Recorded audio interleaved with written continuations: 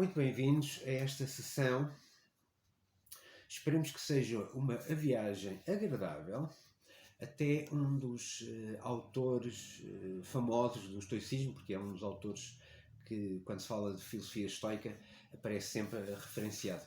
É uma viagem de cerca de 2000 anos no tempo e esperemos que consiga dar alguns elementos que ajudem a fortificar as nossas pérolas humanas que existem dentro de nós. Este autor é Epicteto e vamos para um espaço que se vai situar na parte final do século I da nossa era e até cerca de 130 depois de Cristo. É mais ou menos o arco de existência ou da presença no mundo deste nosso autor que é Epicteto. O nome vem de escravo, filho de escrava. Parece que ele tem as suas origens numa zona oriental do Império, na Frígia, na zona da atual Turquia, e que foi levado para Roma para estar ao serviço de um senhor de Roma, um senhor até importante, porque foi um dos próximos de Nero. Conta-se que este senhor Epafrodito, que não tinha um caráter muito simpático e a sua relação com Epicteto não parece ter sido tão amena, tão simpática, mas, no entanto, apesar de esta sua atitude, é um facto que Epafrodito permitiu que Epicteto, vendo que ele tinha aptidão para o estudo e para a reflexão, permitiu que ele fosse escutar aulas de um estoico famoso em Roma na altura, que era Musónio Rufo. E essas aulas, Epicteto mais tarde vai se recordar desses ensinamentos que ele recebeu.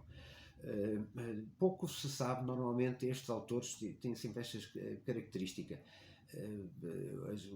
Nós costumamos ter uma noção do seu enquadramento histórico, conseguimos até repetir muito bem o que é que aconteceu. Às vezes as biografias ou aquilo que dizemos dá aquela sensação que há uma precisão e um rigor muito grande no que estamos a afirmar. Mas depois, quando vamos consultar fontes, quando queremos ir o mais possível à origem, percebemos que as referências são sempre não tão precisas e tão exatas como quando se faz referências a elas. E como os autores fazem referência ou não escrevem a sua biografia, ficamos sempre muito limitados às escassas informações que outros cotejaram depois para um futuro. E relativamente ao nosso Epicteto, esse não é a exceção a esta regra de que muitos dos elementos que temos são elementos de ordem geral. No entanto, também não precisamos de um pormenor tão rigoroso para sabermos que existiu mesmo naquele momento, mas sem sombra de dúvida que há essas referências de elementos básicos e simples. Nasceu na zona oriental, é levado para Roma nessa condição de escravo, uma condição social da época, normalíssima na época, mas que evidentemente que extremamente limitada, e que através dos desenvolvimentos históricos, não é? Porque depois ele próprio é liberto, não sabe bem porque é que foi liberto, se eventualmente após a morte do Epafrodito, porque com o que sucedeu a Nero, o Epafrodito, como era muito próximo também, ele de alguma forma é arrastado nessas circunstâncias históricas, mas é um facto que aparece Epicteto já como filósofo e com a sua escola em Roma. E também se sabe que é abrangido por esse édito de Domiciano, em que expulsa de Roma todos os filósofos. é algo recorrente na história, que aqueles que buscam a verdade nem sempre são simpáticos para o poder instituído, e portanto nessa época também há esse édito para a expulsão de todos os filósofos, e Epicteto abandona Roma e vai para uma região que é a zona do Épiro, que era uma região mais a Oriente, e aí funda uma escola. Aí criou uma escola que acabou por ser bastante famosa, e graças a essa fama, foi graças a essa fama que a existência deste autor chegou até nós. É uma fama,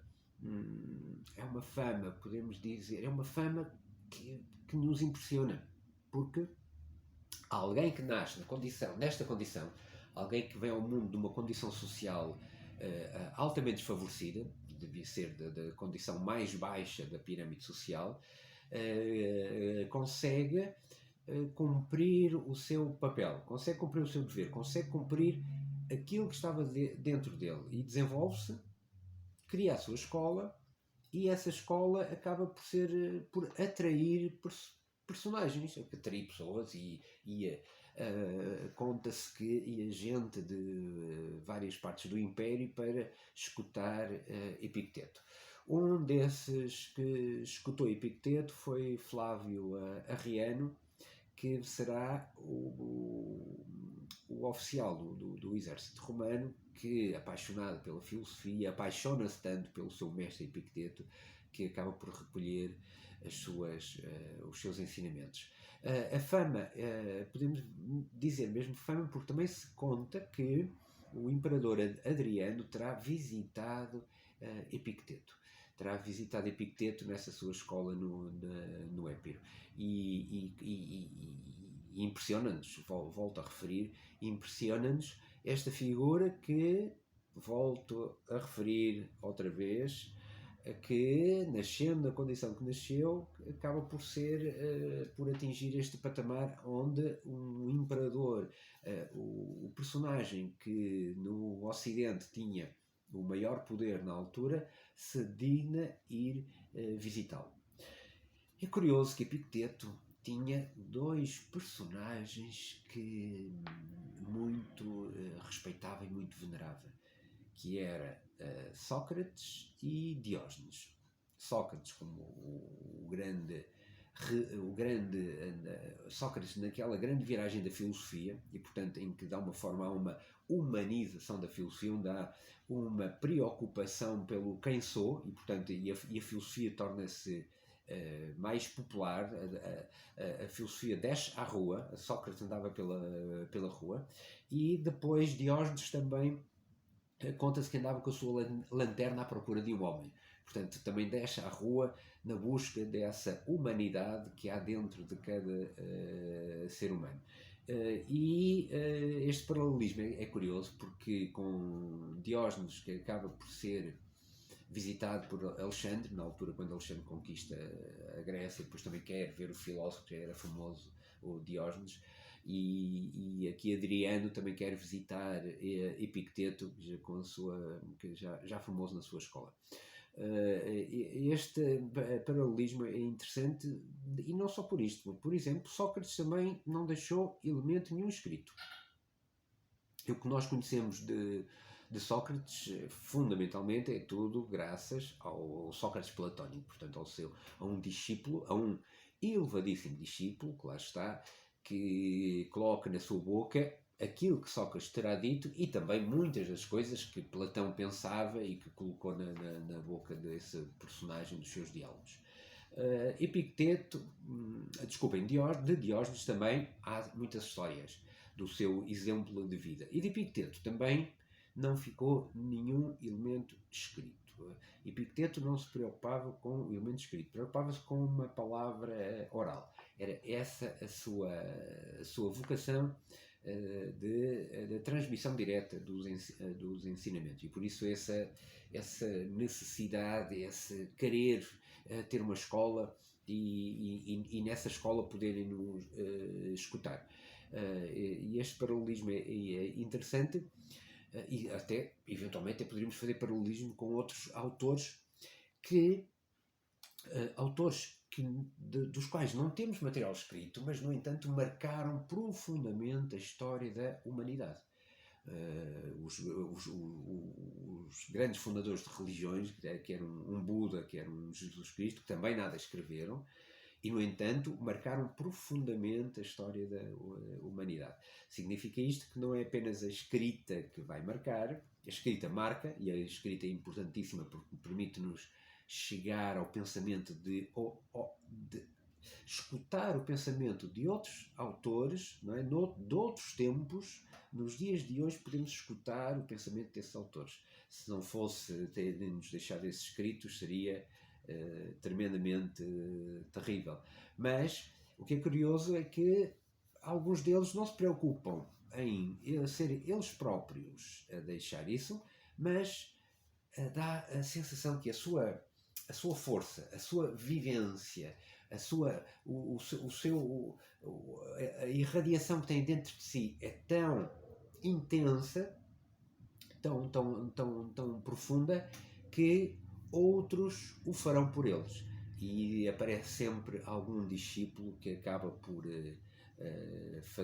transmitir por escrito a palavra do mestre. E neste caso é Flávio Arriano, que escutou muitas das aulas de Epicteto e elaborou então um compêndio um compêndio constituído, tem vários nomes: as dissertações, as meditações, compêndio que era composto por cerca de 8 partes, 8 capítulos, 8 volumes, 8 livros, enfim, e que desapareceram parte deles, desapareceram metade, ficaram só com 4, mas mais do que esses, acabou por se constituir, quem sabe, retirado desses 4 e também daqueles que acabaram por desaparecer, um outro livro que foi chamado Enchiridion, que nós trazemos por manual, porque Enchiridion é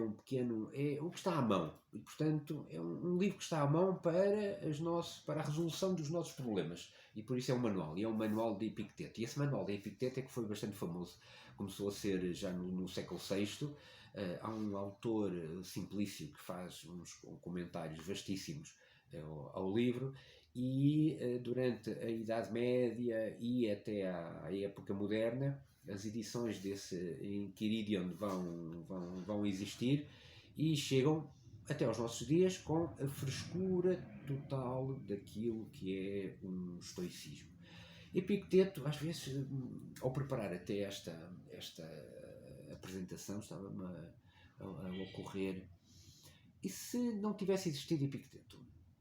Não é? Imaginemos que aqui um se na história, coisa que não se pode fazer, claro está, porque história é história, mas a simples possibilidade, e nessa tentativa de aproximação a um papel, a uma figura, porque estas viagens imaginárias que fazemos vamos tentar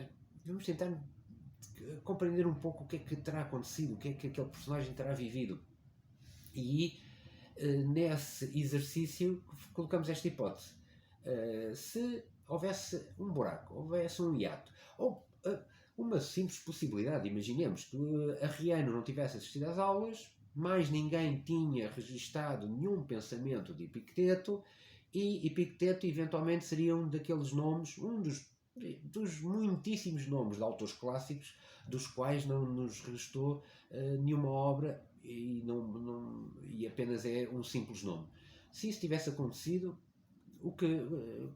como teria sucedido? É que temos em Roma, e portanto da grande cultura, do grande Império Romano, que vai permitir fazer uma síntese da cultura clássica, portanto, com uma capacidade eclética, uma capacidade de tolerância para com as variedíssimas formas de encarar a realidade, as variedíssimas formas de viver a realidade, vai ter essa possibilidade de enquadrar todas as visões e todos os sentires. Há uma lei geral para todo o espaço territorial, um espaço gigantesco, não é? Um dos maiores espaços do mundo antigo regidos pelo mesmo princípio, pela mesma lei, mas o facto de existir uma lei geral não invalidava que em cada local, em cada terra, em cada região, os povos pudessem ter as suas formas de vida particulares. E este ecletismo, esta amplitude de possibilidades foi nitidamente também fruto desta atitude estoica que já se estava a desenvolver naquilo que depois veio ser o Império Romano. O estoicismo chega a Roma na segunda fase do estoicismo médio, com Posidónio, por exemplo, e aí começa a fermentar. E na altura do Império, a partir já de Augusto, já há elementos tão vividos que esta atitude perante a vida ganha raízes de uma forma bastante intensa. E acabamos por ficar com 3 grandes nomes. Normalmente, quando falamos do estoicismo romano, há 3 nomes que são incontornáveis. O primeiro é Sêneca. Estes 3, às vezes podemos ser um pouco injustos, porque parece que só existiram 3, quando há muitíssimos outros que foram banhados por esta atitude, não é? É uma atitude filosófica que influenciou muitos e após o Império continua a influenciar e continua a influenciar. Basta olharmos para o interesse que o estoicismo nos dias de hoje está a suscitar. E, portanto, estava eu a dizer que estes 3 se sintetizam todos os outros, podemos dizer assim, que frutificaram em Roma. E um Sêneca, partindo do núcleo do mais, de uma, podemos chamar assim, uma nobreza, uma classe alta em Roma, com um grande nível cultural, um grande escritor, que escreve que escreve literatura, escreve tragédias e tem as suas reflexões, as suas profundíssimas reflexões, e que marca a nível literário. Sêneca, inclusive, está, quando consultamos uma história da literatura romana, Sêneca é inevitável que apareça na literatura romana. Se estudamos a filosofia romana, Sêneca aparece como um filósofo romano.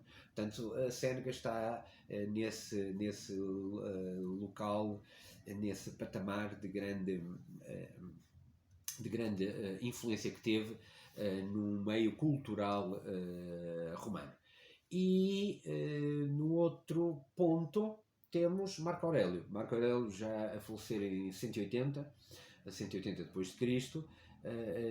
Marco Aurélio como a cúspide, porque Marco Aurélio, chegando a um patamar mais alto da magistratura no Império Romano, que era precisamente ser imperador, portanto era o que tinha o máximo poder nessa estrutura organizativa gigantesca, nunca deixou de ser filósofo. E Marco Aurélio considerava-se, antes de imperador, um filósofo. Ou seja, é uma atitude que estava sempre por detrás. Depois, as funções da vida levaram-na a desempenhar esse papel. Mas, primeiro, antes de tudo, está essa atitude de ser filósofo, de ser verdadeiro, de procurar vivenciar dentro de si esses elementos da verdade. No meio, vamos ter um Epicteto. Marco Aurélio diz que se fez estoico graças a Epicteto. Isto talvez queira dizer muito, e aqui percebemos e ficamos um pouco intrigados. Epicteto, um escravo que conseguiu se libertar e depois acaba por ser mestre de um imperador, de um indivíduo que vem a cumprir as funções de imperador. ficamos, o que é que se passa aqui? Ou seja, há aqui qualquer coisa que vai para além de elementos que possam estar relacionados com estatutos de ordem social, com características de grupos ou com interesses particulares. Não. Há aqui algo que perpassa o ser humano, independentemente do seu estatuto, da sua classe social, da sua condição. Ou seja, é profundamente o ser humano como humano. E Epicteto, como eu estava a procurar fazer naquele exercício, e se Epicteto não tivesse existido, se houvesse aqui um hiato onde ele não esteve, ou tudo se perdeu, nada ficou registado, somente aqueles que usufruíram das suas aulas diretas é que aproveitaram dos seus ensinamentos e nada mais tivesse perpetrado para o futuro, como é que teria sido? O que aconteceria com um Marco Aurélio? Não teria sucedido? Mas aqui percebemos que parece que estes encadeamentos da história estão, e a história, como ela acaba por ser feita, parece que são as peças dispostas para aquilo que tem que ser. Este um sentido de tinha que acontecer assim, e assim aconteceu.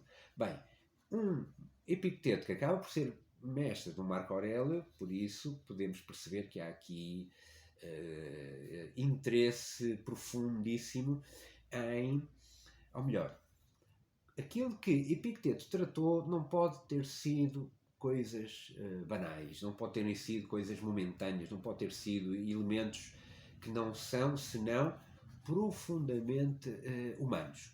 Tão enraizados na natureza humana que todos ficam impactados, impressionados.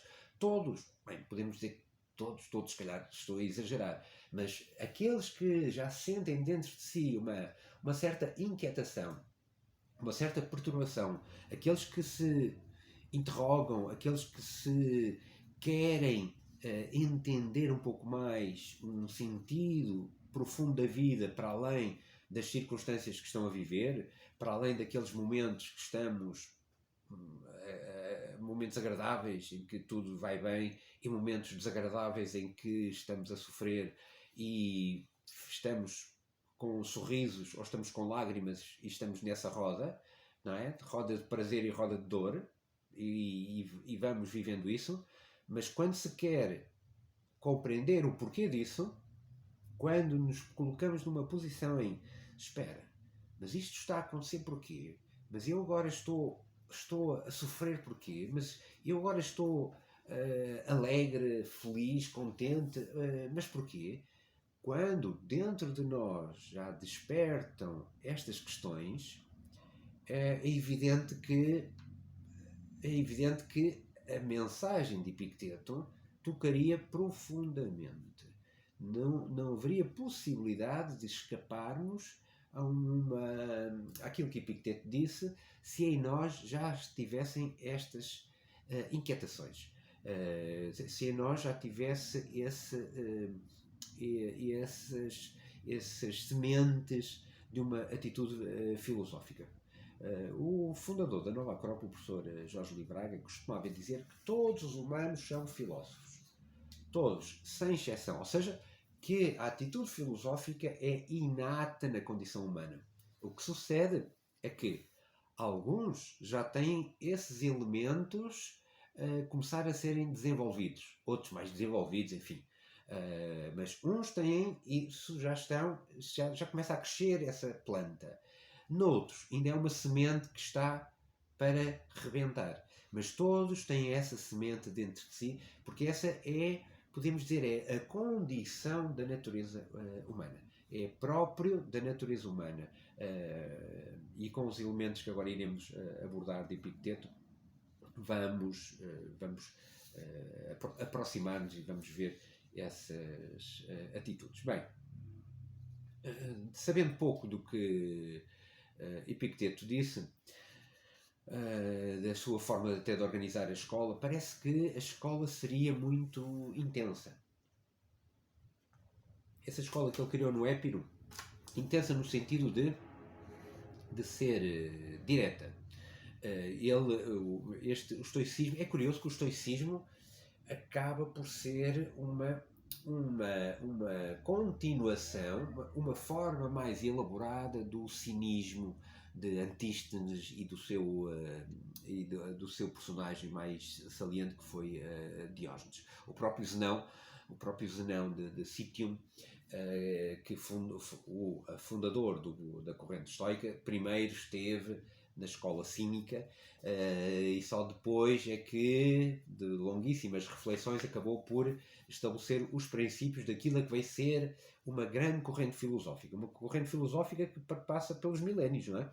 Nessas três fases que tem, do estoicismo primeiro, da época de Zenão, o estoicismo médio, que há essa transição entre entre a Grécia e o Império Romano, e depois um estoicismo já estabelecido e desenvolvido, e que não termina com o Império Romano. Não é? O estoicismo, no final, há um último dos grandes estoicos, um Boécio, uma figura também bastante importante, quase que uma figura, curiosamente, não é? Parece que há aqui uma balança Séneca a iniciar logo nos inícios do Império e junto ao poder, junto ao governo, e acaba por ser condenado a suicidar-se.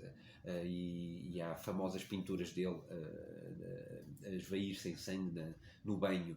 E Boécio, já no final, já não era propriamente Império Romano, já Roma tinha sido, já não estava ligada ao imperador de Roma, já tinha sido conquistada, mas no entanto ainda tinha prestígio e tinha poder, e o Teodorico, que a governava, também tinha poder, e Boécio esteve muito associado a Teodorico, ao governo de Teodorico, mas por infelicidade caiu sobre ele suspeitas de traição e também foi condenado à pena de morte. É curioso este paralelismo, não é? Entre os inícios do Império e já no final do Império, o destino trágico de dois grandes filósofos, dois grandes pensadores que nos deixaram obra. Mas o estoicismo, pela sua vitalidade, percebemos que passou a Idade Média. Aliás, as correntes e o manual de Epicteto, curiosamente, este Enchiridion, vai ser muito utilizado pela nova religião nascente, a nova religião que estava a expandir, vai-se utilizar muito porque há uma quantidade de preceitos e de elementos bastante ricos e úteis e que vão ser utilizados. E depois, na época moderna, e volto a referir, até aos nossos tempos, até aos nossos dias, temos agora um redespertar, um grande interesse por perceber o que é esta filosofia que tem uma vertente tão prática e por isso tem toda esta frescura e o interesse que desperta. Porquê é que desperta tanto o interesse em o estoicismo? É precisamente por esta frescura. Mas, voltamos a dizer, parece então que Epicteto tinha na sua escola essa atitude também direta, não é? Não tão exagerada como os cínicos, mas direta. Não estava preocupado com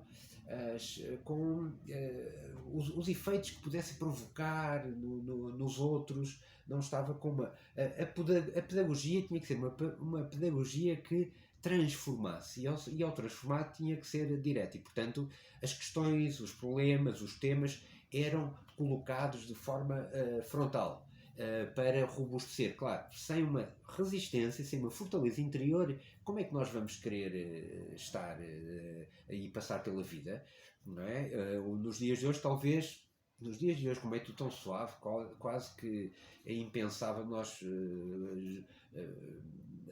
colocamos a possibilidade, mas quer dizer, a vida tem as suas dificuldades, a existência tem as suas dificuldades. Nós hoje temos tudo, basta ter meios financeiros, temos tudo, mas sabemos que não é assim, não é? Os meios financeiros não nos dão a saúde, os meios financeiros não nos dão uma paz interior para poder até desfrutar eventualmente dessas possibilidades materiais que tenhamos. Portanto, não é assim, não basta ter conforto, não basta não ter dificuldades para aceder às coisas. Nesta época de Roma, claro que as dificuldades, que a fortaleza tinha que estar manifestada, senão não daria para caminhar. E havia uma afirmação que Epicteto fazia era de que quando se sai de uma escola de filosofia, ou seja, ao sair de uma escola de filosofia, é como se saísse do médico. Como é que saímos do médico? Saímos do médico às vezes com dores, não saímos do médico com prazeres. Com dores porque o médico trata-nos das feridas.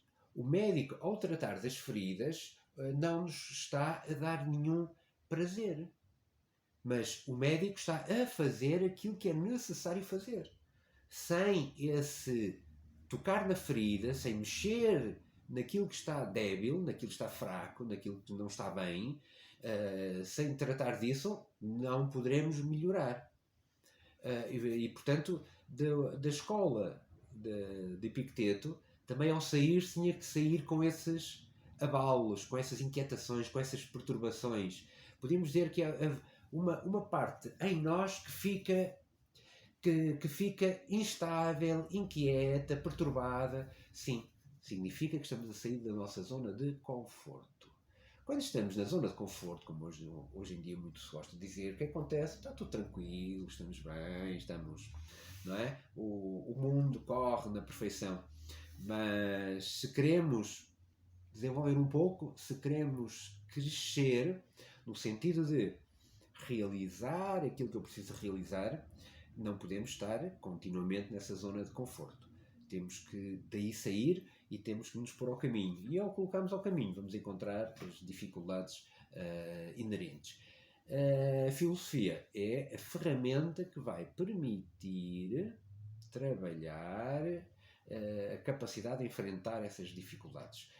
Tendo um caminho a desenvolver, há dificuldades nesse caminho e sem uma atitude filosófica, o caminho nunca será tão bem feito, ou se calhar podemos até afirmar que não poderemos fazer esse caminho. Porque este é um caminho, não é um caminho simplesmente de uma técnica de qualquer arte. Não é a do ferreiro, a do padeiro, ou do cirurgião, ou de um técnico qualquer. Não, a arte é da vida, que é aprendermos a estar bem connosco e bem com os outros. Essa arte da vida, com maiúsculas, requer aprendizagens, requer um nível de consciência que não nascemos com ela. Precisamos de conquistar. Precisamos de aprender, precisamos desenvolver esta nossa humanidade. Esta é a parte humana que temos dentro de nós. Bem, mas vamos um pouco à doutrina, ou àquilo que Epicteto procurava ensinar, ou que ficou graças ao trabalho que Flávio Arriano teve na compilação destes ensinamentos. Eu estou a imaginar Arriano a assistir às aulas e a querer fazer as anotações todas enfim, imagina a dificuldade. Nós hoje tínhamos o telemóvel, punhamos o telemóvel a gravar, olha, já tenho, e depois por cima convertemos tudo tecnologicamente, não custa absolutamente nada, já temos o texto todo. Imaginem o esforço de um Arriano a querer anotar aquilo que Epicteto estava a dizer para poder passar para os vindouros. É curioso, porque a preocupação de Arriano não foi com ele próprio, foi porque era preciso que o que ele escutava para ele deveria se sentir de uma forma tão luminosa, tão impactante, tão grandiosa, que deve ter sentido. Não, isto não pode ser só para mim. Não é? Eu tenho que, isto é tão importante e tão bom que eu vou reter isto e vou transmitir para os outros. E portanto vamos a um bocadinho desse material que podemos eventualmente inferir, e também dentro de uma doutrina estoica. O estoicismo, como quase toda a filosofia clássica, tinha três grandes áreas. Havia três grandes áreas onde a lógica, inevitavelmente, era uma delas. Parece ser que até o próprio termo lógica foi cunhado pelos estoicos. Esse termo de lógica como inteligência e como linguagem. E como havia a necessidade de estudar a linguagem, não é? Estudar a linguagem, estudar os termos, analisar a terminologia, analisar os nomes, mas o que é que eu estou a pensar? Eu estou a usar uma palavra e o que é que esta palavra contém? Não é? E eu vou usar esta palavra, de que forma uso esta palavra? Então, essa preocupação de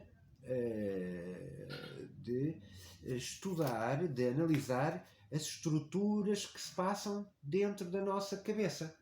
Não é? Porque nós, como humanos, raciocinamos. E como é que raciocinamos?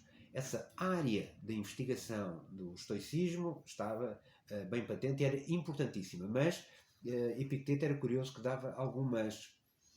fazia algumas comparações para não nos confundirmos. Porque às vezes pode haver a tendência para pensarmos que dominar essas estruturas da lógica, não é? Ser um grande especialista nessa vertente, então aí somos já um supra-sumos. Aí está o caminho de evolução humana.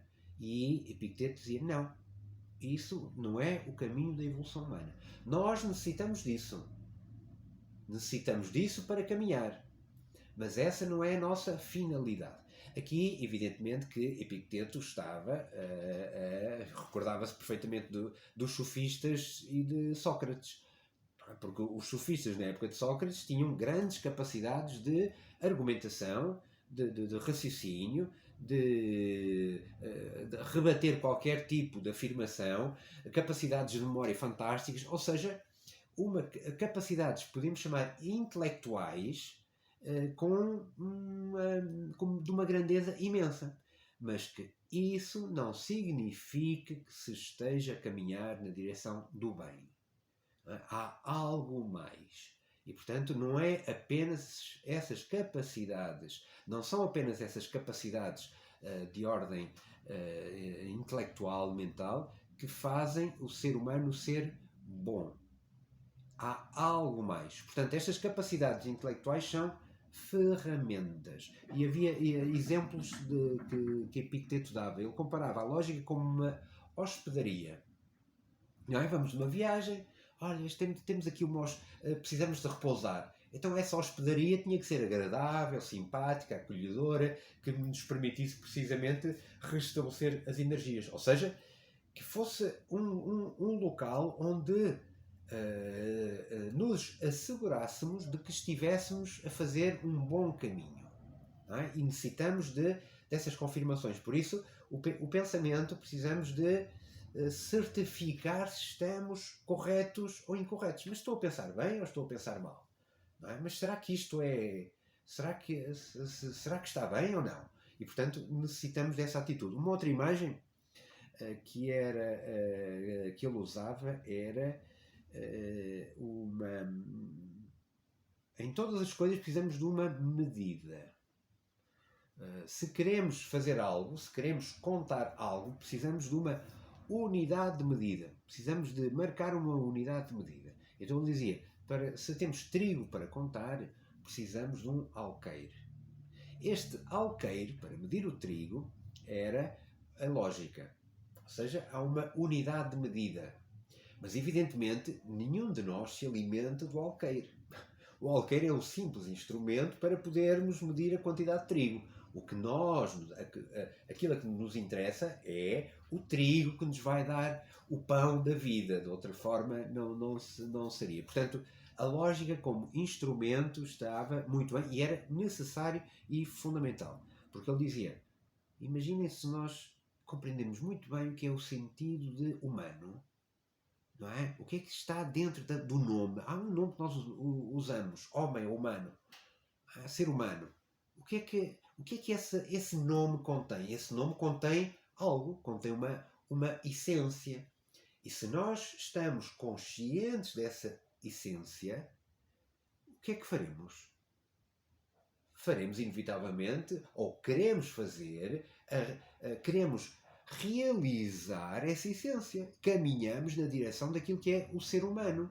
E, portanto, o ser humano não é nem um animal, nem um animal feroz, nem é um animal feroz, nem um animal de gado. uma imagem um pouco, não é? Mas que muitas vezes é o que nos acontece, ou somos brutos, terríveis, ou somos, não é? Deixamos-nos levar por onde nos querem levar. Mas não, há uma humanidade dentro de cada um de nós para ser realizada. E esse é o caminho do bem, como nós compreendemos o bem. E por isso, portanto, então percebemos que há aqui uma lógica, que é uma ferramenta fulcral e fundamental. Há um objeto de estudo que é toda a natureza, toda a física, até era chamada a física. Porque física é natureza. É tudo aquilo que existe, não é? Portanto, os filósofos físicos são os filósofos da natureza porque é tudo o que existe. E aqui enquadramos na natureza o que está fora do ser humano e também o que está dentro do ser humano. Porque o que nós vivemos internamente, o que nós vivemos dentro com as nossas emoções, com os nossos sentimentos, com as nossas ideias, tudo isso é da natureza. Tudo isso é objeto para estudar.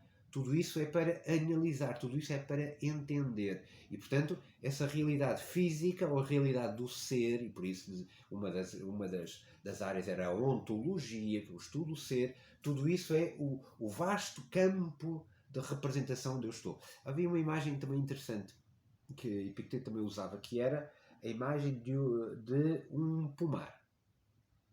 Ele dizia que um pomar está cercado por uma vedação. Não é? Ou seja, é um terreno que está delimitado, está marcado por uma vedação. Essa vedação, à volta do pomar, é a lógica. Ou seja, são as estruturas que eu possuo para poder conhecer. É, de alguma maneira, aquilo que delimita, são as fronteiras da minha capacidade de conhecimento. E isso é uma delimitação. E essa era essa imagem da cerca. Dentro há o pomar. O pomar com as variedíssimas árvores de frutos. Sim, é a realidade toda, é a realidade do mundo, é a realidade da natureza conhecida de nós, que nós podemos estudar. Sim, isso aí está. Mas, mais do que tudo, o que é que Epicteto vai dizer? Sim, nós temos uma cerca, nós temos as árvores de fruto. Mas o que é fundamental? O que é o mais importante de tudo? Epicteto dizia, mais importante de tudo são os frutos que estão nas árvores.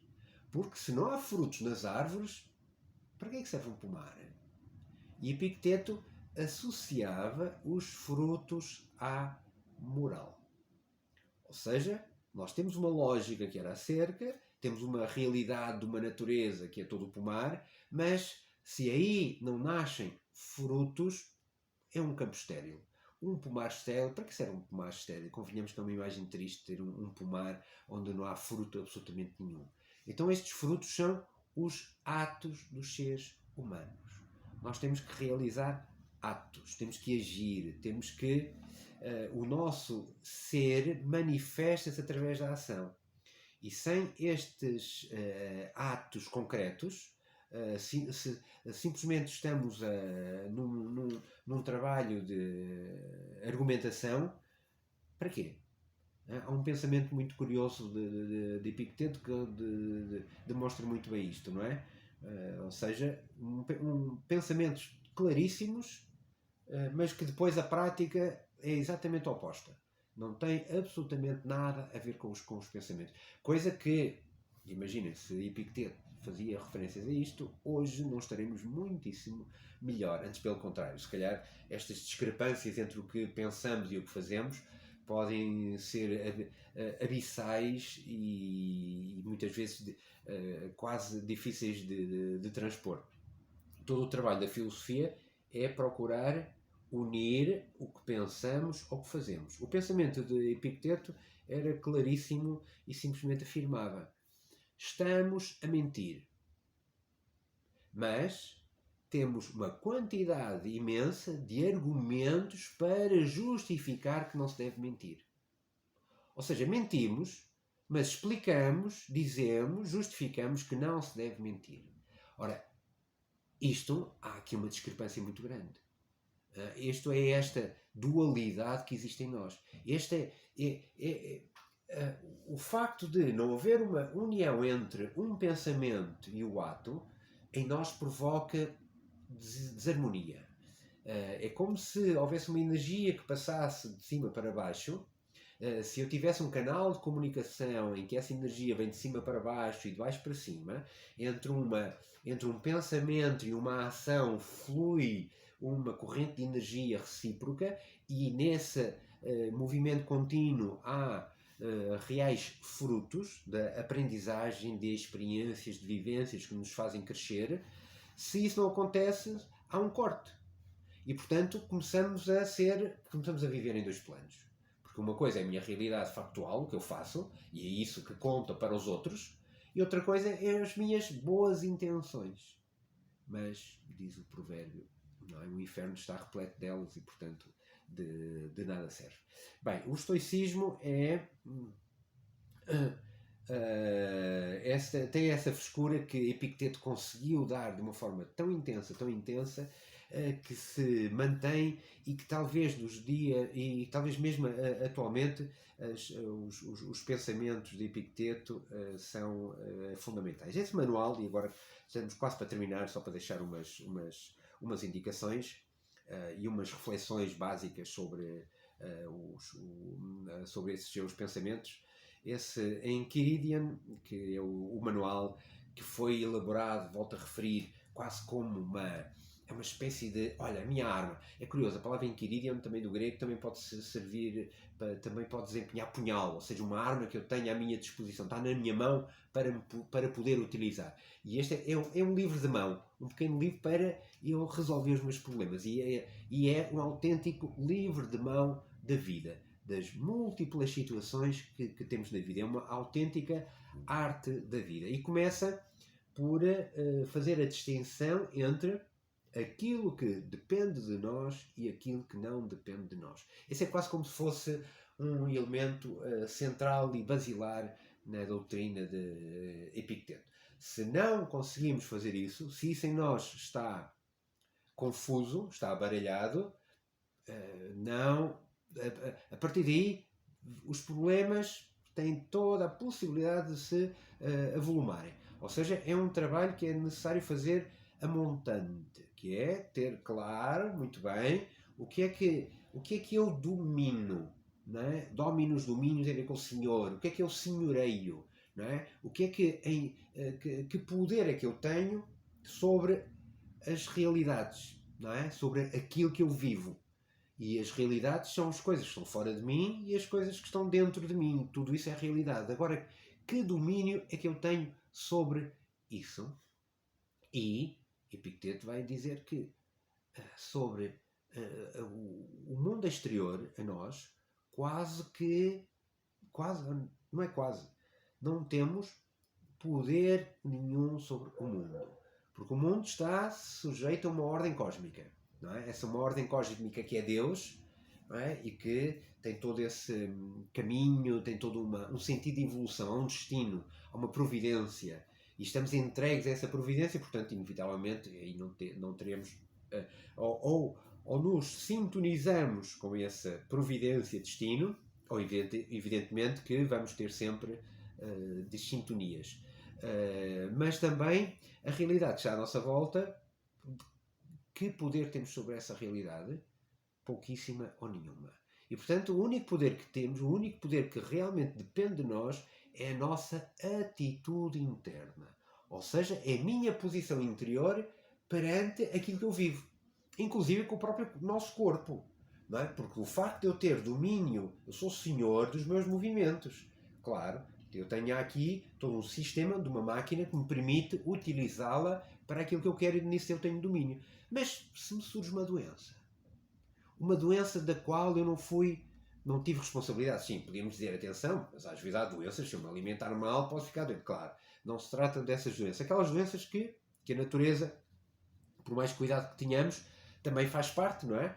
Ou a morte, e a morte aí ninguém foge à própria morte. Epicteto até dizia, devemos viver continuamente com a presença da morte, não para sermos mórbidos, claro está, mas essa atitude de vive como se fosse o último dos teus dias, como diria Marco Aurélio. Ou seja, essa atitude de que estamos num plano relativo, estamos num plano de transitório. E, portanto, a única coisa que depende de nós não está relacionada com os elementos transitórios. Como é que isso podia ser? Não é? A única coisa que depende de nós é a minha atitude perante aquilo que se passa. E aqui percebemos que Epicteto leva-nos para uma... na busca dessa... na busca de um centro. Não é? Que todos nós teremos o elemento central no qual aí sim estamos e sou eu. E podem vir brisas amenas ou tempestades furiosas, mas sou eu.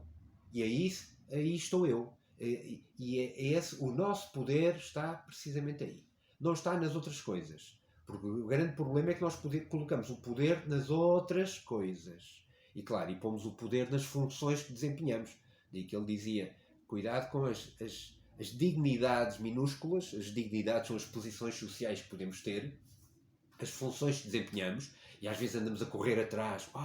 Vou ser candidato posso vir ser deputado da nação, ou posso vir a desempenhar uma função importante, e quase que faço tudo para atingir isso. Cuidado, nenhuma pequena dignidade pode ser conquistada à custa da dignidade maiúscula. E portanto nós somos sempre humanos, há uma humanidade em nós, e se trocamos essa humanidade por determinadas posições sociais, significamos que estamos-nos a vender. E essas posições são completamente relativas. Isto está dentro da roda da fortuna. Ora vêm, ora vão. E, portanto, se colocamos o nosso centro nesses elementos, estamos sujeitos a que eles desapareçam. E agora, quem sou? Eu sou o fulano tal, que era deputado tal, e agora deixo de ser e extingo-me? Claro que não. Portanto, essa busca de um centro e esta atitude de tentar perceber, mas que poder tenho eu realmente? Então eu tenho poder sobre as minhas atitudes, sobre os meus pensamentos, sobre as minhas emoções, sobre os meus atos, ter capacidade de ir melhorando os meus atos, e esse é o verdadeiro trabalho que um filósofo tem que fazer. Nós gostamos muito, temos uma tendência, todos percebemos que o mundo não está simpático para se viver, não está, que o mundo esteve muitas vezes, e nós ao longo da história encontramos sempre o termo crise, inevitavelmente, o mundo está em mudança, como é evidente, mas também sentimos que na nossa época o mundo está desconcertado, ou seja, as coisas, se noutras épocas sempre houve crises, mas parecia que as coisas estavam no seu sítio, e na nossa época agora, para além da crise de mudanças contínuas, dá-nos a sensação que está tudo desarranjado, está tudo fora do local e nós próprios não percebemos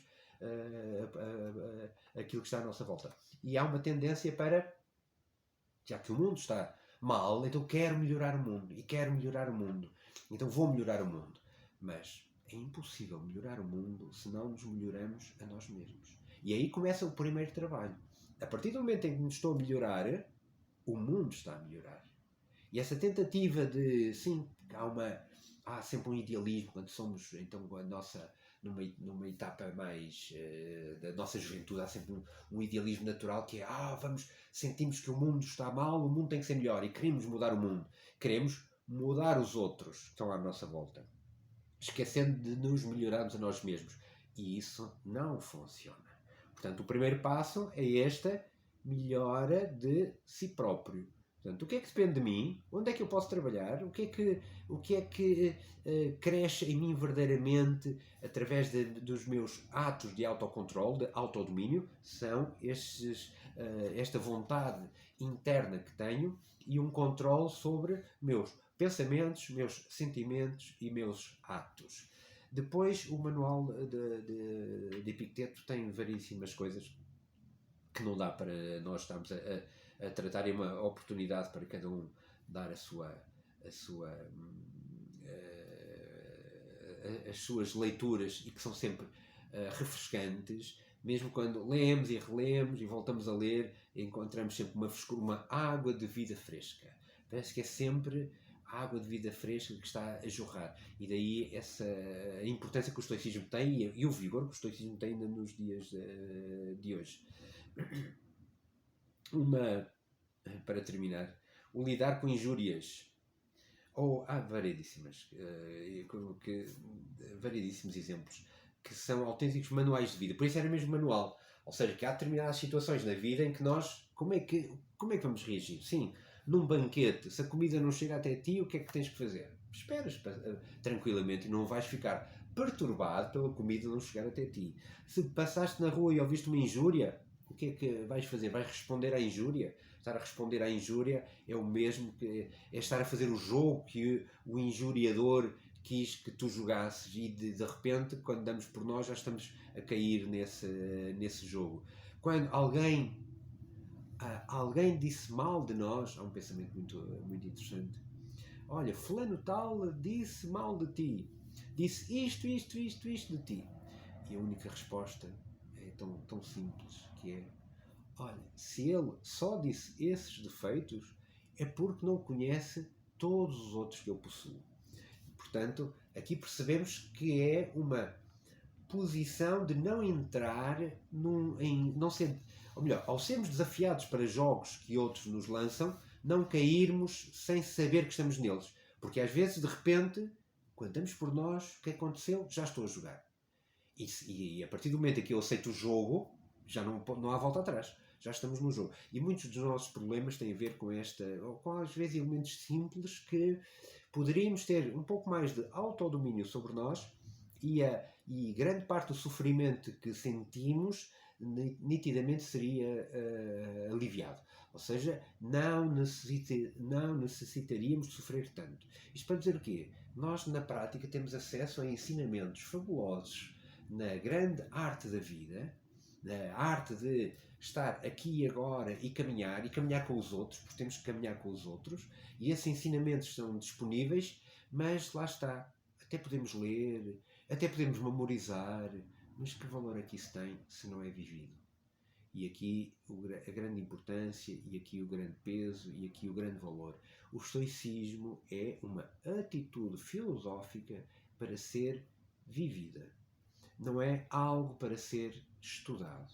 Sim, precisamos de receber, precisamos de entender, precisamos de compreender. Mas se isso não chega até às ações, é como se estivéssemos a comer um alimento qualquer e esse alimento não servisse para o nosso organismo. Não é? Esse alimento fosse só algo inútil.